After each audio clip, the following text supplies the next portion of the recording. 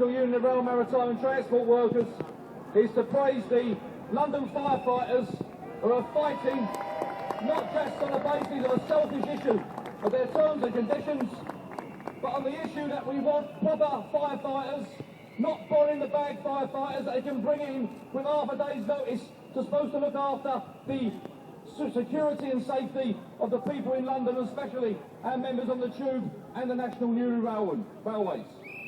The fact is, brothers and sisters, we're here today because we know for a fact that a grave injustice has been done by this condemned government. They keep on using the mass media for the last 4 to 5 months, saying that there's nothing else you can do except for to pay back this debt.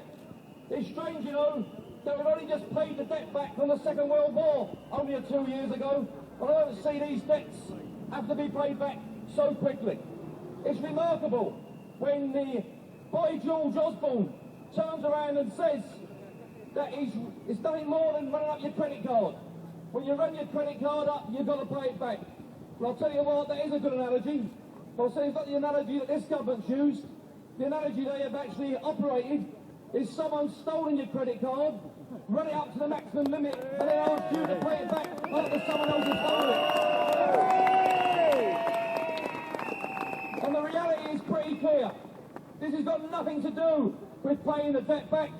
It's about something that the ideological group in this Tory party and in the Liberal Party and in Labour as well have wanted to do for a long while, and that's to end the welfare state and make workers pay for the crisis that has taken place in capital.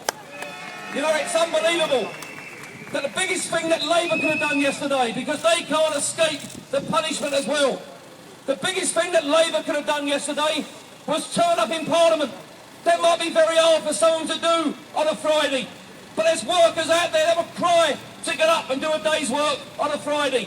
Only 87 of them could turn up in Parliament to vote for a minor errors bill, and they should be ashamed of themselves and hang their heads in shame to those MPs that never come in, because the first thing that should have happened was give us the opportunity for workers to fight back on these obnoxious laws under the anti-trade union laws, not only brought in by the Tories, but been brought in by Labour as well. So this rally here today is a rally that's taking place not just here, but in Bristol, in Cardiff, in Belfast, in Edinburgh. And when we get down to the TUC in a minute, we should be making it quite clear to the rest of the General Council members that have been arguing for an early rally that it's no good waiting to March the 26th to have a national rally. You need to call it now and as quickly as possible. We've got the policies in place. When people say we need an alternative, there is an alternative. There's the People's Charter that people can get behind. But more importantly than that, brothers and sisters, we've got to be seen in the trade union movement of not just being selfish amongst their own pay and conditions, but we've got to look after the people that use the services as well. Therefore, when underground workers take strike action, it shouldn't just be about underground workers, but it should be about the 3 million people that use it. For the firefighters, when they take action, it shouldn't just be about firefighters, it should be about the people that rely on their services. I mean, public service sector workers and private sector workers fight over the next 12 months to defend their jobs and their communities. We've got to build the biggest resistance up as possible, the biggest possible movement. And that movement's got to be not on the basis of just getting rid of the Tories and getting Labour in, but saying to those Labour politicians that run away on a Friday morning and a Friday afternoon, rather than being seen to support the trade union movement, where do you stand in supporting? I want to see not Ed Miliband saying that trade unions are part of a civilised society. I want to see him here today saying that he's with workers and those people that are under attack. And brothers and sisters, the message is pretty clear. If Labour ain't going to go out there and put an alternative up to working people at the electoral box, then we as working people have got to put an alternative up to get our point of view over. Our point of view is pretty clear, brothers and sisters. This is an attack on the most vulnerable people in society. They keep on talking about the top 10% have got to pay the price as well. If the top 10% paid an extra 2% in tax, you could end all the debt completely for working people. That's the reality out there. And we're saying we're not having it. They tell us we can't do anything. Of course we can do anything. We've got to build this movement up into the housing estates, into the workplaces, into every part of society, and say that we ain't paying the price for the corruption of the bankers. United we stand and defeat all these players in the city and the banking.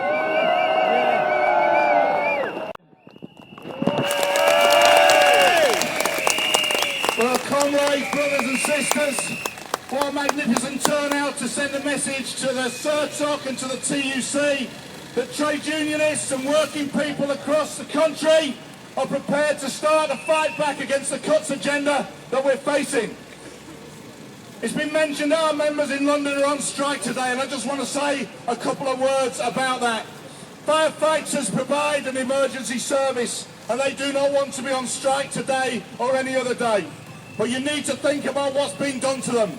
We're quite happy to negotiate resolutions to what our employers put to us. But what our employer has done in London is give us 90-day notices that if we don't sign their deal, they will sack every single one of us. And that's a warning for the future for the whole trade union movement, because it's now happening in Birmingham City Council, exactly the same method in Sheffield City Council. It's a way that they're going to force these cuts and attacks on our working conditions through. And our members in London have said we're not prepared to be treated like that way. We're not prepared to be bullied, and we'll fight back every step of the way. Brian Coleman, the leader of the Fire Authority in London, is Councillor Brian Coleman. And he was asked on the radio last week, are you sacking firefighters? And he said, well, yes, we are, and I'm quite relaxed about that. And he said in 1981, Ronald Reagan sacked all the air traffic controllers in America, and if you remember, they were led off in handcuffs. That's the sort of agenda we face from some of these clowns running our public services. And in response to our threat of strike action, they brought in a private company of strike breakers, ASICO, and they've got 27 fire engines stolen. Come on to the 26. 27 fire engines stolen from the people of London and driven by people who have been badly trained. And already they appear to have crashed 2 of them. So that's the quality of training that they've been given today. And they also said they were going to run those fire engines with strike breakers on them out of our fire stations. And they've not gone to a single London fire station today because we kept them off there. So I'd appeal to everyone after the rally today, get down to your fire stations, and if you do happen to see a fire engine driving around the streets of London, it's being driven by a group of strike breakers, and let them know what you think of it. And the background to what is happening to us in London is what is going on in our public services as a result of the cuts agenda.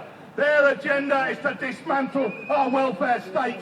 Every single gain that our parents and our grandparents fought for the right to decent health care and decent education, these people in government today intend to roll back every single gain and to complete the agenda that Thatcher started in 1979.